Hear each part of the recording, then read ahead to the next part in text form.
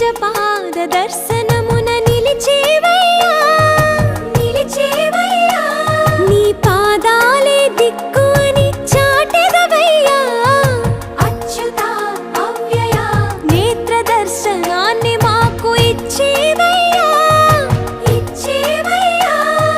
మంచి మార్గమున మమ్ము నడిపేవయ్యా మురహర నగధర కోటి కోటి దండ